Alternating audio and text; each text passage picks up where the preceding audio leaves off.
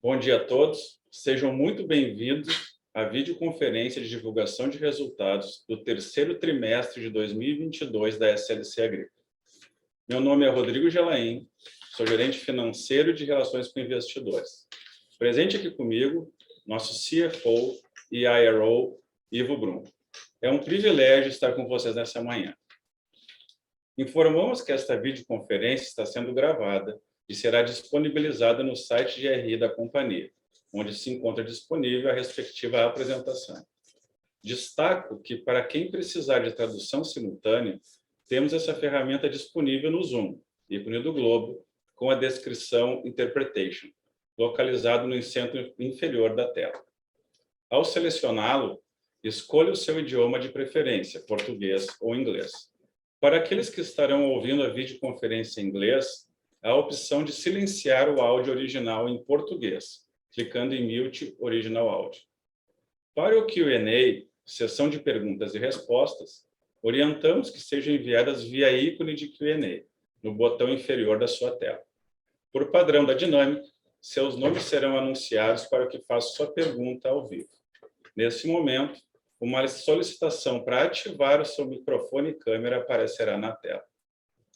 Caso não queira abrir seu microfone e câmera ao vivo, favor escrever sem microfone ao final da pergunta para que eu a leia em voz alta. Ressaltamos que as informações contidas nessa apresentação e eventuais declarações que possam ser feitas durante a videoconferência relativas às perspectivas de negócio, projeções e metas operacionais e financeiras da SLC Agrícola constituem-se em crenças e premissas da administração da companhia, bem como em informações atualmente disponíveis. Considerações futuras não são garantias de desempenho. Elas envolvem riscos, incertezas e premissas, pois se referem a eventos futuros e, portanto, dependem de circunstâncias que podem ou não ocorrer.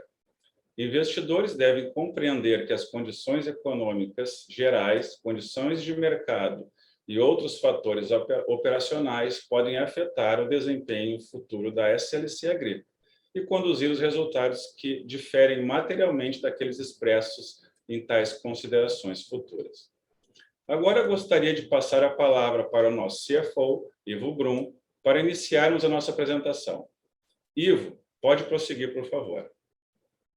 Bom dia, agradecemos a participação na teleconferência de divulgação dos resultados do terceiro trimestre de 2022 da SLC Agrícola.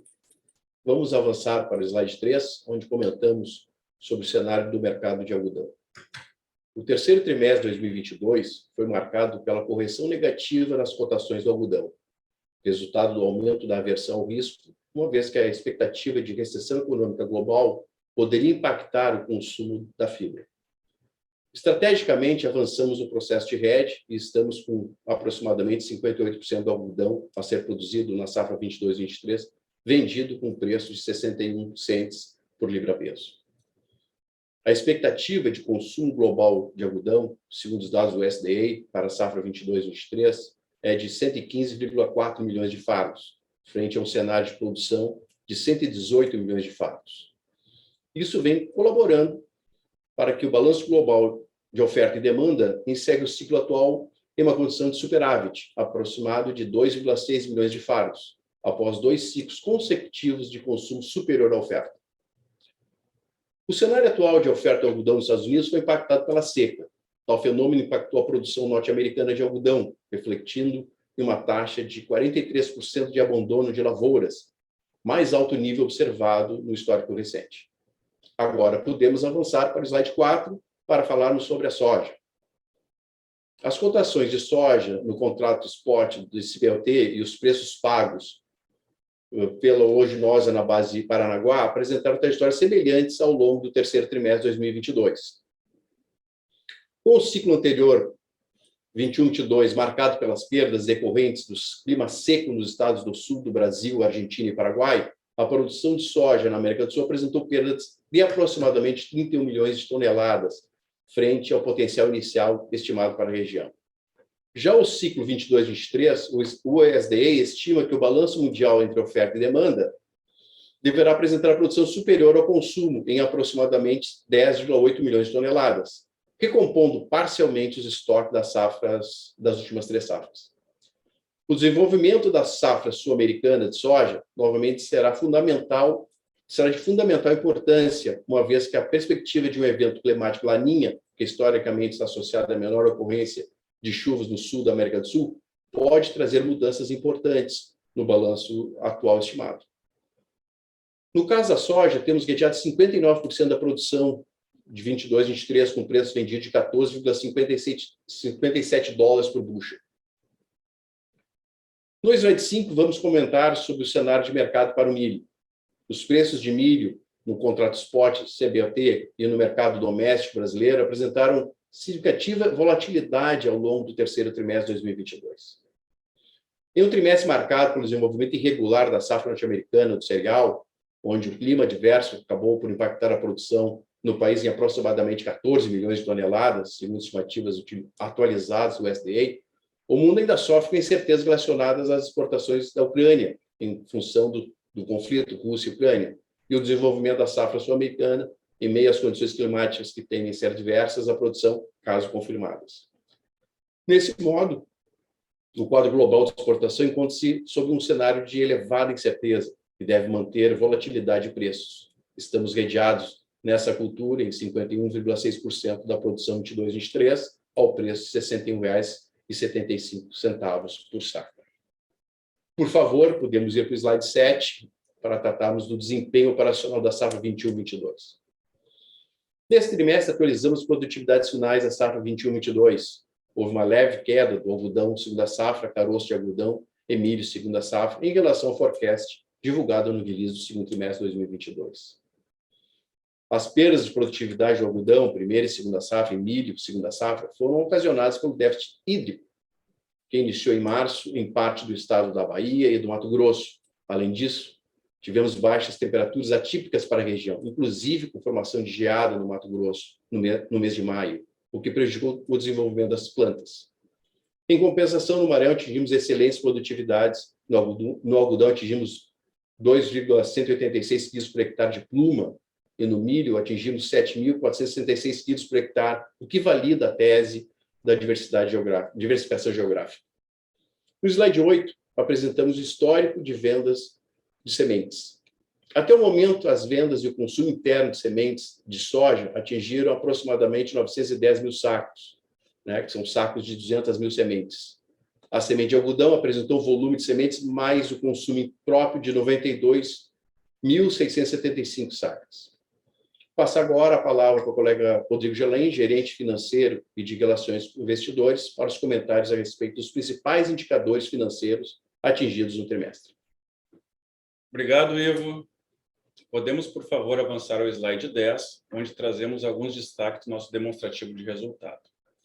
Inicialmente, destacamos que os dados relativos ao terceiro trimestre de 2021 versus o terceiro trimestre de 2022 já são comparáveis, visto que incorporamos a operação da Terra Santa Agro a partir do terceiro trimestre de 2021. Para manter a comparabilidade entre os períodos, os dados relativos aos 9 meses de 2021 refletem os dados combinados, dados divulgados pela SLC Agrícola e pela Terra Santa Agro nesse período. A receita líquida cresceu 43,6% no terceiro trimestre de 2022 e 59% nos 9 meses de 2022, em relação ao mesmo período do ano anterior. Em destaque, o incremento de 45,1% na área plantada, recorde de produtividade na soja e os preços superiores faturados em ambos os períodos. O EBITDA ajustado no trimestre foi de 377,8 milhões de reais, com crescimento de 14,3% e margem de 27,9%. No período acumulado de 9 meses, atingiu a marca recorde de 2,4 bilhões de reais, crescimento de 89,8% frente aos 9 meses de 2021 combinado. A margem EBITDA ajustada de 45,3%, com aumento de 7,4 pontos percentuais versus os 9 meses de 2021 combinado.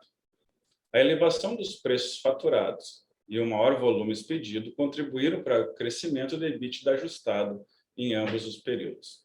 O aumento do resultado bruto foi de 727 milhões, em função de maiores volumes e melhores preços faturados. No trimestre, o resultado líquido foi negativo em 78 milhões, devido ao reconhecimento da variação e realização do valor justo dos ativos biológicos, reflexo da queda de produtividade do algodão e milho e pelo aumento da despesa financeira líquida.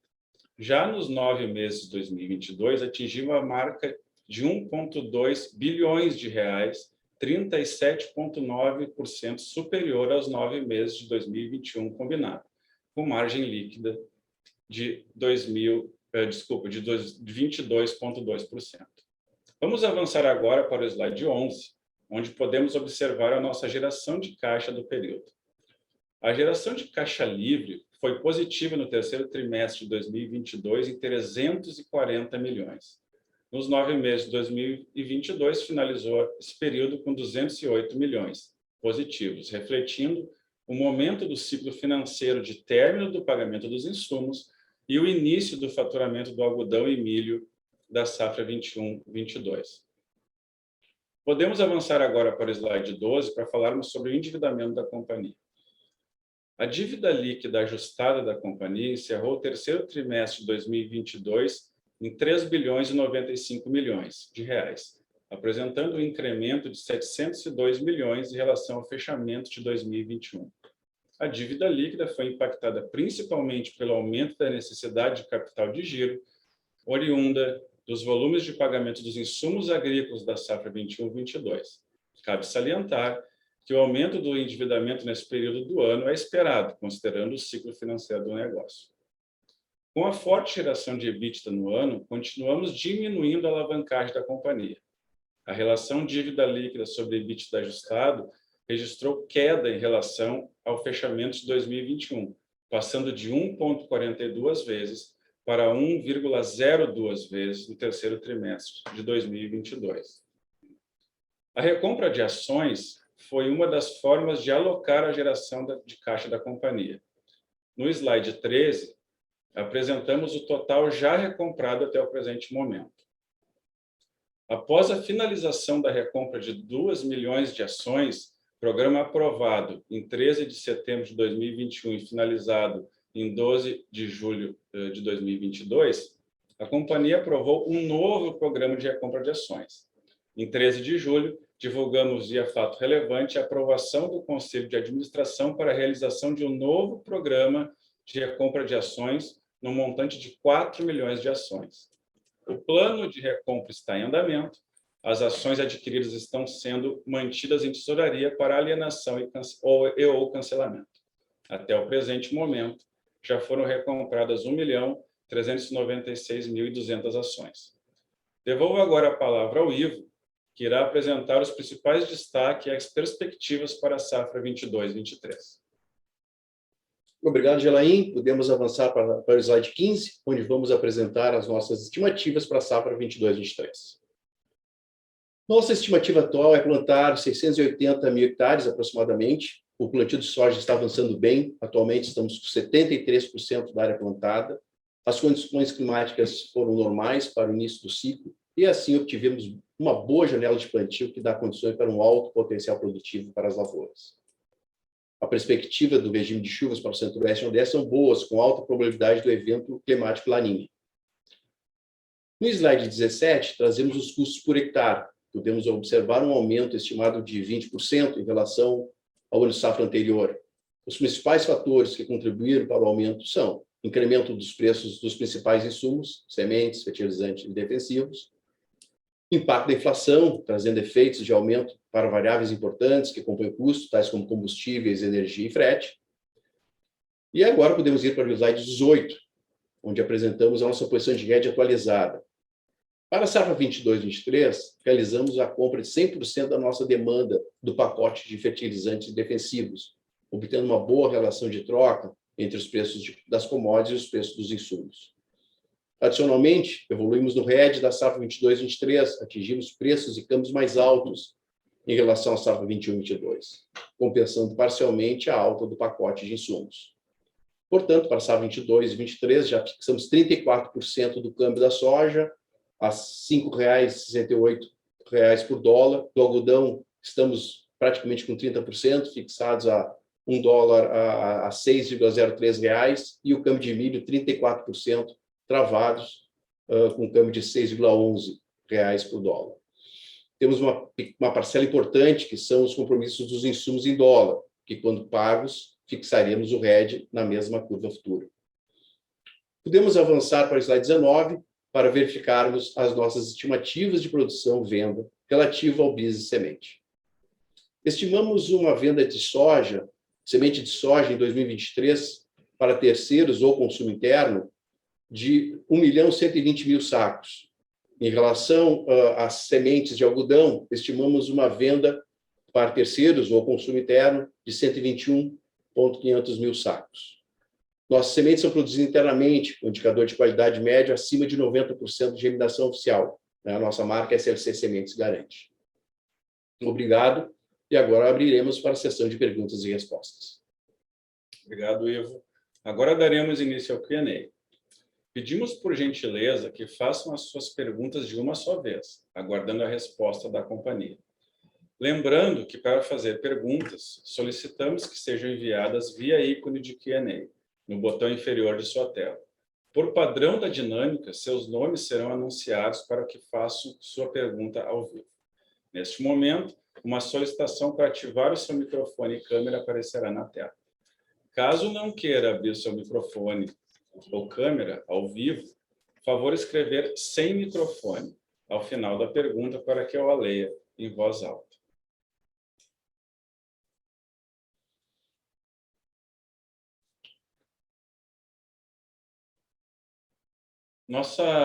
Temos uma pergunta aqui. A primeira pergunta é do Gabriel Barra, do Citibank. Bom dia, Gabriel. Pode abrir seu microfone e seguir com a pergunta.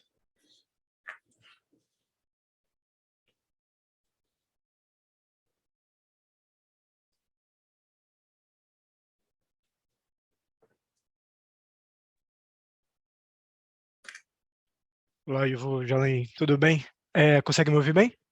Sim. Ótimo. Eu tenho duas perguntas aqui. Eu acho que a primeira, com relação à RED, a gente viu que teve um pouco aumento no número de RED quando você olha para o tri passado, e quando a gente olha para o ano passado, parece que estão um pouco menos redeados do que o ano passado para as três culturas. Primeiro ponto nisso que eu queria entender um pouco mais de vocês em relação à perspectiva, assim, essa posição de RED, ela quer dizer que vocês estão um pouco mais, talvez, bullish com o preço das commodities aqui para frente, talvez entrando um pouco menos redeado do que no passado. Esse é o primeiro ponto. Segundo ponto, em relação à alavancagem, né? Como vocês mencionaram, a companhia vem numa trajetória de desalavancagem, uma dívida líquida ali perto de 1 vez EBITDA. E como vocês também falaram em relação vocês têm um programa de buyback aberto. Então, só tentando entender um pouco mais a cabeça de vocês para alocação de capital, né? A gente tem falado sobre novas vertentes de negócio aqui, uma que já está em maturação, né? Já madura, vamos dizer assim, que é o business de semente. Outro ponto com relação ao business de frutas, né? Que tem sido falado aqui. Então, se pudesse dar um overview sobre como que vocês estão pensando daqui para frente, olhando essa alavancagem mais baixa, como a gente pode pensar aqui na alocação de capital da companhia. E se me permitir um último ponto, desculpa me prolongar aqui, mas em relação à eleição, né? A gente teve agora um cenário um pouco mais claro aqui para frente do novo governo, né? Quem vai ser o nosso novo presidente, e com isso algumas discussões em relação ao setor. Então, se vocês pudessem falar um pouco sobre como vocês estão vendo riscos ou possíveis oportunidades nesse novo governo, se pudesse dar um pouco mais de visibilidade aqui para a gente, como tem sido a agenda de vocês nessa parte, olhando para a parte mais política e de governo, ajudaria também a gente a entender onde a gente pode entender aqui onde tem os possíveis riscos e oportunidades. Obrigado, gente, são esses pontos. Obrigado, Gabriel. Bom, vamos falar sobre o RED. Então, casualmente, hoje pela manhã eu estava olhando o gráfico, né, do RED, que a gente está nessa posição de final de outubro, novembro, início de novembro, né, comparando com os últimos anos, nós estamos praticamente em linha com o RED quando olha esse gráfico, tá? Então, é um gráfico que possivelmente amanhã depois a gente vai acabar divulgando. Então, estamos completamente em linha, tá? Então, o que acontece? Como nós temos um ciclo muito claro, né, dentro da política de hedge, ou seja, conforme a gente vai comprando os insumos, a gente vai travando também as commodities, então, a gente foi avançando até esse momento, chegamos aí praticamente todas as culturas, são 60% dos hedges travados na questão de commodity, né? E aí, no câmbio, nós estamos um pouquinho atrás do que está fechado, mas nós temos muitos compromissos com fornecedores a pagar, com fornecedores esses vinculados ao câmbio, né? Então, conforme esses pagamentos acontecerem, no decorrer dos próximos meses, esse vai avançar significativamente também essa parte de compromisso. Eu diria assim, que estamos em linha para preço. Eu acho que soja, especificamente, o que a gente está vendo agora? Esse cenário de laninha é um cenário que preocupa, somente, né, o sul da América do Sul. Acho que não tem muito espaço para a gente ter assim, perdas, tá? O cenário está muito justo. Então, assim, a gente acha que se tem risco aqui, é risco de upside de preço, tá? Porque o mercado está precificando uma safra normal. E os preços, ainda assim, para o próximo ano, né, para a colheita até maio, ainda estão na faixa de $14,5 por bushel, então tão bons. No milho, a mesma coisa, né? No milho, uma cultura que nós só vamos colher na metade do ano que vem, então tem bastante tempo para vender, e o risco é o mesmo da laninha impactar o sul da América do Sul e, consequentemente, o risco que nós vemos aqui é risco de upside. No algodão, o cenário é um pouquinho mais, assim, mais tenso, né? Porque essa crise que se desenha especificamente na Europa, né, talvez até nos Estados Unidos, com uma redução do ciclo econômico, isso deixa o cenário um pouco mais nebuloso, tá? Os Estados Unidos teve perda significativa na produção, então, assim, não tem novos, né, produções, não vai ter nova produção a surgir agora, né? Então, ou seja, só vamos ter colheita no Brasil na metade do ano que vem, temos bastante tempo para vender, né? O preço do algodão está na faixa dos 80 centos por libra-peso, um bom preço. A gente acredita que não tem por que variar muito em função disso, tá? E até porque tem que ter a confirmação dessa crise econômica, coisa que a gente também não tá vendo, né? Assim, os Estados Unidos continua com baixo desemprego, a economia continua fluindo muito bem. Com questão da alavancagem que tu comentaste, realmente a nossa alavancagem veio para o patamar que nós desejávamos, né, uma vez, EBITDA, tá? Quando a gente fez a questão da Terra Santa, a gente tinha, nesse primeiro ano, um desafio importante, que era reduzir a alavancagem, estava 1,4 no final do ano passado. A gente também tinha, importante, era a integração das equipes, a gente conseguiu fazer isso ao longo de 2022. E agora, para o ano que vem, efetivamente, né, a gente tinha estabelecido não crescer em novas áreas, salvo se tivesse surgido uma grande oportunidade, né? A ideia era mudar de sistema, coisa que a gente também fez em 2022, né? A gente mudou para o SAP, a gente fez a integração dos novos colaboradores vindos da Terra Santa. Então, agora nós estamos prontos novamente, né, com um nível de alavancagem baixo, para dar um novo salto de crescimento. Nós vamos trabalhar agora novamente em crescimento. E aí, como tu comentaste, ou seja, sem crescer o ano que vem, a gente já está crescendo em semente, né, e a gente está crescendo em volume de semente, sem crescer em área plantada, estamos crescendo em volume de semente e, consequentemente, estamos crescendo em valor agregado, né? E aí, logicamente, a gente acha que o preço da ação está baixo, e, em função disso, a gente abriu um programa de recompra de ações para também sinalizar ao mercado o nosso desconforto com o preço da ação abaixo de R$45. Hoje já reagiu um pouco, né? Mas a gente acha que abaixo de R$45 realmente é um preço muito baixo. Tá? Então, a alocação de capital ao longo de 2023 deve seguir sendo a mesma linha, né? Ou seja, se a ação estiver muito baixa, a gente pode fazer recompra de ação, e se surgir oportunidades agora de compra de terras ou de novos arrendamentos, certamente nós vamos estar muito mais ativos nesse mercado. Sobre as eleições. Bom, nós tivemos 14 anos de PT no governo e não tivemos nenhum problema, né? O setor sempre foi um setor muito importante para a economia brasileira e não vimos também, durante toda a campanha, nada que desabonasse isso, né? O que o PT está propondo ali, que é desmatamento zero, redução das queimadas ilegais, nós somos totalmente favoráveis. Né? Desmatamento ilegal também somos totalmente favoráveis a esse tipo diria assim, de eliminação do nosso dia a dia, né? Então, nós mesmos da SLC Agrícola já fizemos essa declaração ano passado, que não vamos abrir áreas novas, vamos trabalhar somente agora em áreas abertas ou de pastagem para fazer a conversão. Então, estamos bem em linha com essa política que o PT tem sinalizado E, ao longo desses 14 anos, o agronegócio, né, na qual o PT estava governando, o agronegócio cresceu, e nós imaginamos vai continuar crescendo, afinal de contas, é um dos pilares da economia brasileira. E o Brasil é talhado para isso, né? Nós temos um clima excepcional, nós temos áreas boas, então não tem por que a gente enfraquecer um setor que está dando certo. Não faria nenhum sentido e eu tenho certeza que não vai ser isso que o PT vai propor. Ótimo, super claro, Ivo. Obrigado, Jalém. Valeu. Bom, seguindo aqui, nossa próxima pergunta é do Tiago Duarte, do BTG. Tiago, bom dia. Pode abrir teu microfone e seguir a pergunta, por favor.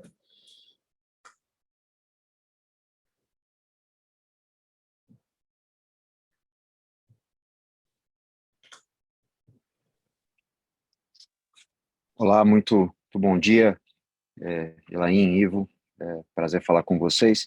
Eu queria tocar em 3 pontos, se possível. Primeiro, com relação a perspectivas da safra que vem, no tocante da questão do custo, né, essa alta média unitária da ordem de 20%.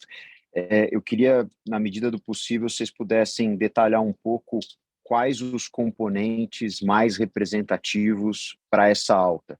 Eu estou imaginando que os insumos, né, notadamente fertilizantes defensivos, sejam o principal deles, mas eu queria ouvi-los um pouco mais nesse aspecto, e eu não sei se vocês conseguem direcionar para a gente o valor médio, né, para os principais dos principais itens, né, dos fertilizantes principalmente, que estão embutidos aí nessa alta de 20%, e na verdade o que eu estou tentando é já antecipar, né, num cenário de normalização, alguma normalização do preço dos fertilizantes para frente, quanto que isso poderia acarretar de queda de custos, já talvez pensando na safra 24. Então, seria essa a primeira pergunta. Aí a segunda pergunta, um pouco da discussão que vocês já tiveram com o Gabriel com relação a crescimento, eu entendo, né, todo o potencial do negócio de semente, vocês têm falado também da entrada no segmento de frutas e da representatividade que isso pode ter para frente, mas eu queria ouvi-los um pouco sobre, pensando assim no core business, né, soja, milho, algodão. Esse é um ano, né, como vocês já falaram, é um ano de nenhum crescimento de área plantada por conta da devolução daquela área arrendada. Quando a gente olha o banco de terras da companhia, vocês têm algo em torno de 5 mil hectares em transformação, então é um incremento relativamente pequeno, né, para a tua área plantada. Então eu queria ouvi-los se, né, o que a gente pode imaginar de crescimento nessa linha principal de negócio, quer dizer, existem outras terras santas ou xingus possíveis e que vocês, de certa forma, almejam adicionar em termos de crescimento, né, e de atingir um outro patamar ainda maior do que vocês já atingiram em termos de área plantada, eu acho que seria uma discussão bastante importante e válida. E, por último, o terceiro ponto, com relação ao trimestre, vocês puderem falar um pouco, essa é uma linha que, tria é uma linha super errática, né, historicamente, mas é uma linha muito importante, eu estou falando principalmente da margem de contribuição da soja, né, naquela conta, na margem unitária da soja, ela foi bem pior nesse tri, né, e eu queria entender, não ficou muito claro o motivo, né, considerando que vocês tiveram uma produtividade excelente na soja esse ano, não sei se tem a ver um pouco com o mix de fazenda, enfim, questões logísticas, enfim, queria ouvi-los um pouquinho para entender o porquê dessa queda nesse trimestre em específico. Obrigado. Perfeito, Thiago, obrigado pelas perguntas. Bom, sobre a safra 22-23, realmente o aumento estimado de 20% basicamente vem dos fertilizantes e dos defensivos, né? São os dois itens carro-chefe. É difícil te detalhar agora quais são os fertilizantes, a gente até tem essa informação, mas é que se eu abro para ti, isso cria um problema, porque os fornecedores, algum fornecedor que deu um aumento menor que o outro, vai criar um problema de relacionamento futuro. Tá? Os defensivos é a mesma coisa, né? Se eu disser para ti, olha, foi X%, o fornecedor que aumentou menos vai dizer que vai achar que teve uma perda, né? Então, efetivamente, o que nós tivemos foi isso, um aumento de 20%, e esses dois são os carros-chefe, né, desse aumento. Eu acho que assim, muito desse aumento ele está vinculado, porque a safra 21-22, a gente formou custos bastante baixos, né? Então, quando tu faz essa comparação, principalmente, a gente fez algumas aquisições ainda antes da guerra, em janeiro e dezembro, né? Pós a guerra, tivemos um aumento significativo no custo dos fertilizantes e também dos defensivos. A gente entrou novamente no mercado em julho, né? Então, aí a gente tem um preço médio entre o que foi adquirido antes e pós-guerra, né? Então, quando comparado com o ano passado, obviamente isso acaba impactando em 20%. Mas falaste bem, a expectativa para o ano que vem é uma redução de preço, né? Até porque a gente já vê claramente que os preços dos fertilizantes estão reduzindo e dos defensivos também. Então, a gente está mais otimista para essa questão de preços para o ano que vem dos insumos. Com relação ao crescimento, né? Eu te diria assim, existem sim outras terras santas e outras Xingus para serem incorporados no nosso negócio. Tá? Tem muitas fazendas com 50, 60, 80 mil hectares disponíveis, áreas de pastagens que podem ser convertidas, né? A gente tem todo mês algum projeto novo sendo analisado nesse sentido. A questão toda, efetivamente, é que um projeto para ser analisado hoje, considerando a taxa de juros aí perto de 15% ao ano, ele torna um pouco mais difícil a gente conseguir fechar as contas, tá? Mas projetos existem, muitos, tá? Obviamente, é uma questão de ajustar preço, né? A expectativa do proprietário da área com a nossa expectativa. Então, como eu te falei, a gente tinha, esse ano, como objetivo, fazer uma integração positiva das pessoas que vieram da Terra Santa e reduzir a alavancagem. Hoje nós estamos, de novo, numa posição confortável na alavancagem, uma vez o EBITDA, e a gente já trocou o sistema, já colocou em todas as operações da antiga Terra Santa o mesmo sistema que nós operamos. Isso é um desafio importante, né? Não aparece quando a gente fala sobre isso, mas esse é um item importante. Implementamos o SAP na companhia no passado e esse ano implementamos o SAP em todas as operações da antiga Terra Santa. Então, hoje nós estamos prontos para um novo crescimento. Tá? Então, nós temos um time de novos negócios que está a campo e, né, eles têm o desafio de ano que vem, sim, a gente crescer em área plantada. Então, não se surpreendam com isso.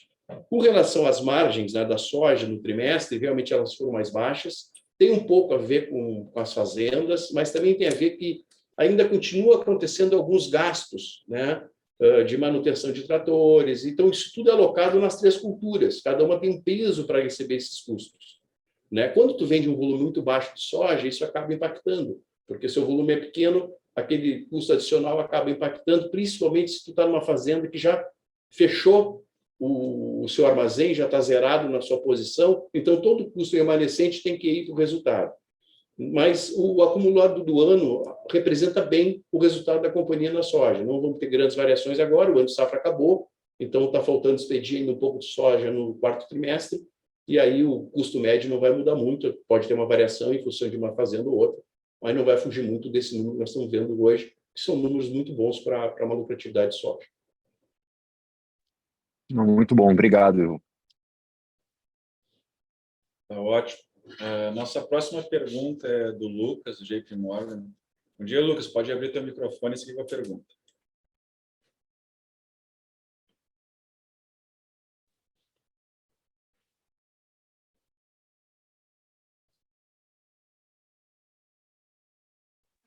Olá, pessoal, tudo bem? Desculpem estar sem a câmera. 2 perguntas. A primeira é sobre... Bom, agora, novembro e dezembro são meses muito importantes, né, para o regime de chuvas, pensando na colheita da soja.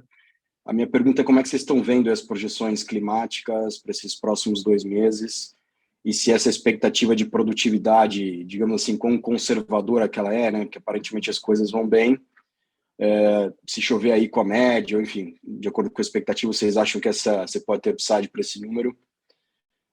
E número 2, sobre o algodão, entender um pouco melhor, vocês mesmos falaram que a expectativa é que a safra seja uma expectativa de um surplus pequeno, mas qual que vocês acham que pode ser o trigger aí para preço? O que faria vocês acelerar o hedge do algodão? Obrigado. Obrigado, Lucas, pelas perguntas. Bom, sobre a soja, né, então, começou a chover, não vou dizer cedo, mas começou a chover adequadamente, principalmente no Mato Grosso, que é onde a gente vai plantar a segunda safra, e isso nos possibilitou garantir, né? A soja sempre está garantida nesse ciclo de plantar e ter a segunda safra, né? Então, a soja foi plantada numa janela ótima, né? Nós vamos ter uma colheita importante em janeiro, e essa colheita vai dar, na verdade, suporte, né? Vai ser a área plantada do algodão safrinho. Então, quando a gente planta cedo a soja, a gente vai colher isso em janeiro, em janeiro a gente planta algodão, essa é a janela ideal para plantar o algodão e colher em junho e julho, né, e agosto. Então, isso foi o mais importante. Até agora o clima está sendo muito bom, né, em todas as regiões. Obviamente, estamos no ciclo recém, iniciando o ciclo, né, mas estamos muito otimistas e, logicamente, mantendo o mesmo clima até o final, a gente vai ter altas produtividades. É difícil prever clima, o que a gente tem hoje é um forecast de laninha, né, e laninha significa menos chuvas na região sul da América do Sul. A gente vê que a projeção agora para o mês de novembro e dezembro é um pouco mais seco para o Uruguai, Rio Grande do Sul e também para a Argentina. Então, isso é bem importante, e importante também é manter as chuvas em bom patamar dentro do centro-oeste e nordeste. Com relação ao algodão, bom, o algodão aqui, eu te diria assim, o preço do algodão ele está oscilando bastante em função da crise econômica, né? Então a gente tem que acompanhar isso muito de perto. O preço do algodão caiu recentemente a 71 cents, voltou para 80. A gente está acompanhando isso de perto. Nós estamos aguardando a finalização e aprovação do nosso budget pelo nosso conselho para definir as nossas margens objetivas para o ano que vem. Isso está totalmente agora definido, e com essa definição nós vamos avançar nas vendas do algodão, né? Então, o algodão, tu tem que aproveitar efetivamente bons momentos, né, que existem ao longo do ciclo. E ainda é cedo, né? Nós estamos falando assim, se a gente tem como política não vender mais que 80%, né, ou até o limite 80% antes da colheita, nós estando com 60% vendido, o espaço que nos resta agora é 20% da produção, né? E a gente entende que esses 20% nos próximos praticamente 8 meses, né, é bastante tempo para a gente trabalhar essas vendas, né? Então a gente vai agora gradativamente fazer logicamente, a gente não plantou ainda algodão, a gente tem que esperar o plantio do algodão safrinho em janeiro, o safra vai ser plantado mais em dezembro, a gente vê como é que essas lavouras se desenvolvem para a gente ir avançando também nessas vendas, né? Não adianta a gente fazer vendas muito precipitadas sem ter clareza da qualidade desse plantio. Então, isso tudo também faz parte da política, e é por isso que nós estamos hoje 60% vendido praticamente. Se vocês olharem o histórico, é basicamente isso que a gente tem todos os anos nesse momento do ano. Muito obrigado, pessoal. Valeu, Lucas.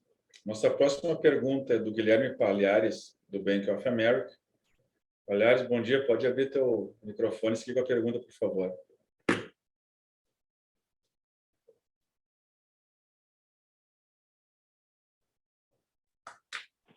Bom dia, Ivo. Bom dia, Gelaine. Vocês me escutam? Escutamos. Show. Bom dia.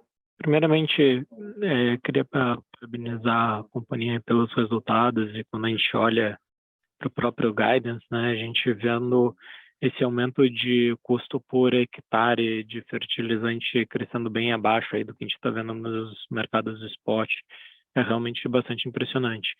Se vocês puderem detalhar um pouco mais, olhando esse guidance, né, a gente olhou principalmente a linha de beneficiamento de algodão, né, quando a gente compara aí no ano contra ano, saindo de R$850 mil por hectare para quase 1,3 milhão. Se vocês puderem detalhar um pouco quais são os principais drivers em função disso, e também se a gente, ainda seguindo nessa pauta, né, a gente viu que a companhia conseguiu assegurar preços bastante competitivos de fertilizantes e químicos nessa safra, né? Se a gente estivesse olhando hoje para o patamar de preço que a gente está vendo no spot de fertilizantes, vocês conseguiriam dar uma ideia de dimensão do quanto houve de economia por parte da companhia?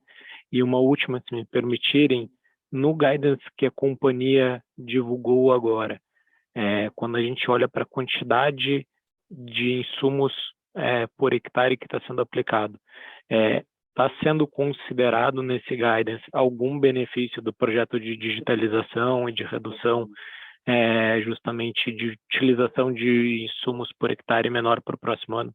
Obrigado.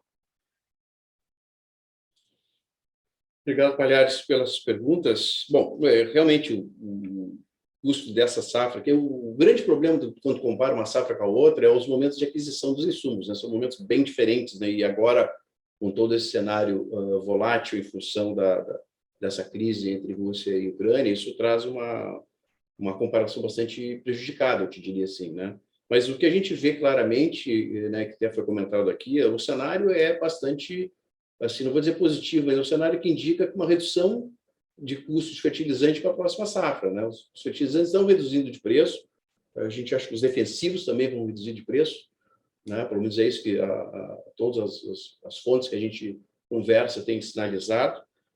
Então, a gente acha que vai... se comparar hoje, que é difícil comparar uma safra com outra, ou mesmo uma safra num momento estanque, né? Porque, claro, tem uma correlação entre a commodity, soja, milho, com os fertilizantes, né? Então, é muito importante sempre seguir essa correlação, né? Porque o produtor, né, o preço é definido pela média, né, da produção, da produtividade, dos custos do produtor. Isso vai definir preço médio. E o que a gente sabe, que como a gente é produtor de commodity, o que a gente tem que ter é produtividade alta, né? E se a gente considerar aí, a gente já sinalizou qual é a produtividade para a próxima safra, então, se fizer o cálculo da produtividade estimada da próxima safra nossa e os preços que a gente já rediou, os preços de mercado hoje, vão te dar que a gente praticamente ficou um pouco abaixo do aumento de custo por hectare, mas praticamente igualou, tá? A diferença é pequena. Então, há um desenho de uma pequena redução de margens para o ano que vem, mas as margens desse ano estão altas, né? A gente vai ter uma margem alta líquida e margem por cultura também está alta. Então, uma pequena redução faz todo sentido nesse cenário. Tá?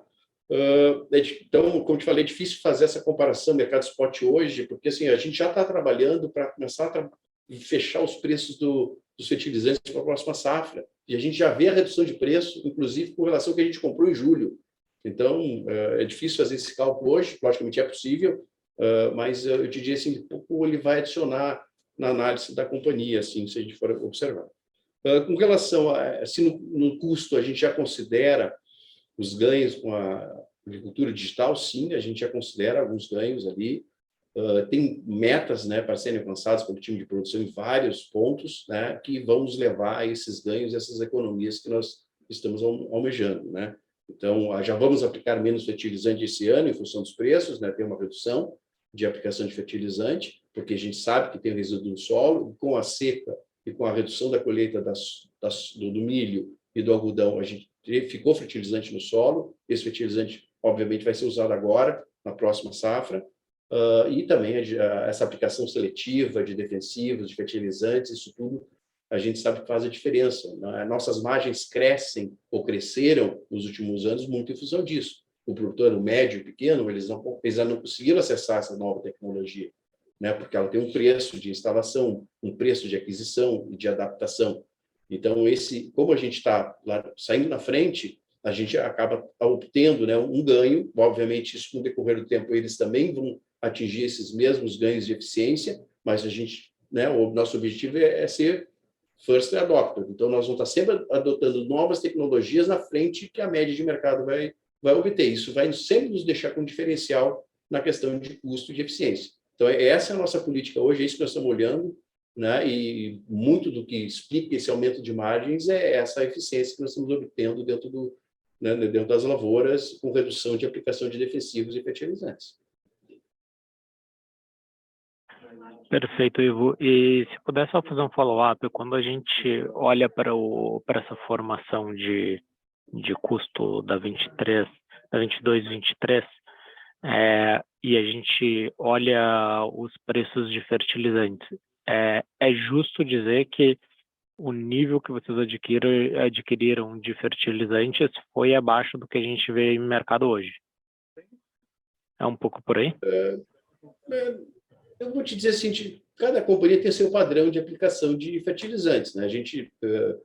Eu diria assim, a figura de um copo cheio e um copo vazio, né? A gente sempre trabalhou com copo cheio ao longo dos anos, né? Exatamente porque tem alguns anos que a gente sabe que o fertilizante fica caro, a gente pode usar um pouco, né? Reduzir um pouquinho essa dosagem e reduzir um pouquinho o volume de água nesse copo. Esse é um ano, né? Um ano que os fertilizantes são caros, naturalmente a gente poderia usar um pouco desse residual que está no solo para isso. Com a seca que aconteceu no Mato Grosso e na Bahia, ficou boa parte da nossa produtividade, ou seja, a exportação desse fertilizante para o grão não aconteceu, isso está lá, né? Esse fertilizante ficou no solo. Então, a gente vai utilizar também esse fertilizante. Então, isso tudo nos ajuda, né, a reduzir custos ou até mesmo manter uma alta produtividade, né? Porque no momento que a gente fez a aquisição de 80% do pacote, prevendo utilização de 20% do residual que estava no solo, e agora, como ficou parte desse residual do ano passado ficou em função da seca, provavelmente a gente está com o copo cheio novamente, mas logicamente só saberemos disso se a gente fizer uma análise mais analítica, né, de amostragem em cima do solo, mas a expectativa sim é que o solo tenha capacidade de produzir o que a gente está desenhando aí, a gente deu no forecast. Perfeito, obrigado, Ivo. Obrigado, Palhares. A nossa próxima pergunta é do Daniel Sasson, do Itaú BBA. Daniel, pode abrir teu microfone e seguir com a pergunta aí, por favor.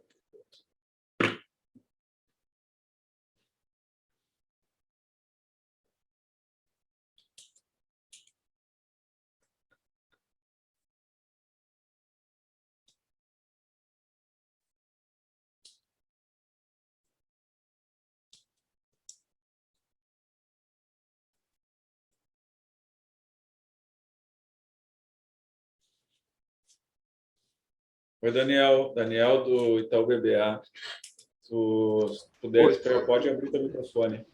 Conseguiste aí? Legal. Oi, pessoal, desculpa, tava com problemas técnicos aqui. Obrigado pela oportunidade. Uma boa parte das minhas perguntas já foi respondida, mas se vocês puderem comentar um pouquinho sobre a capacidade de silagem a médio prazo, né?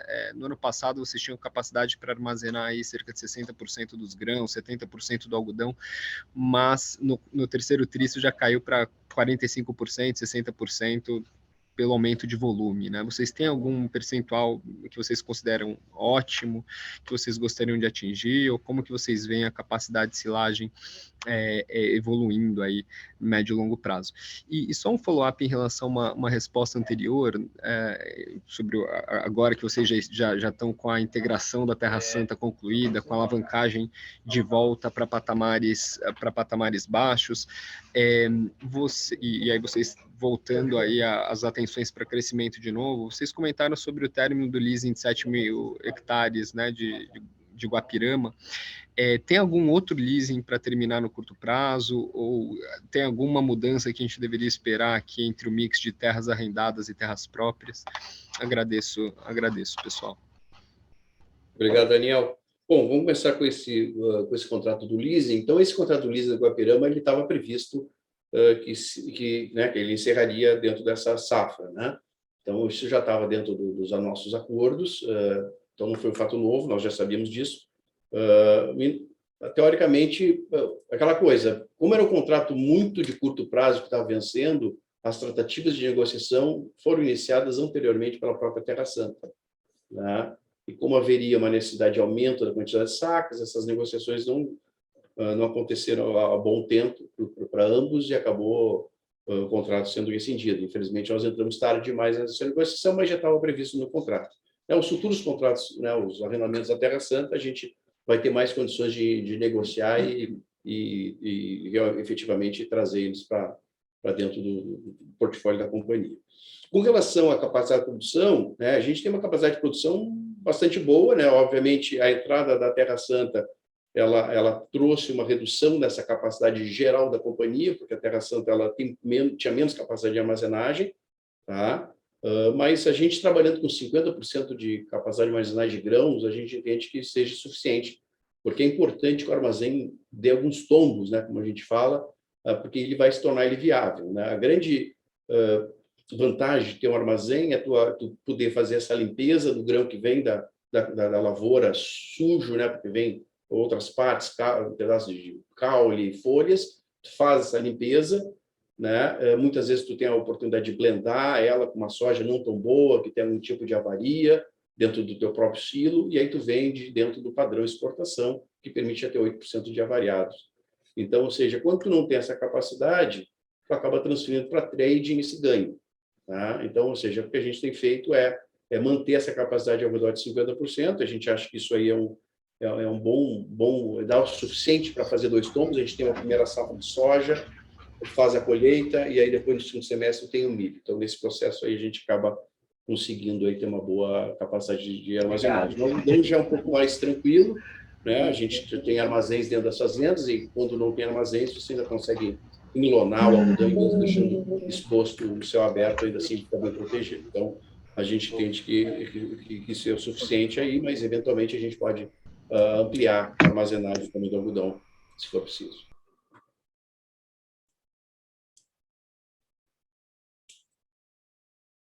Tá ok, Daniel?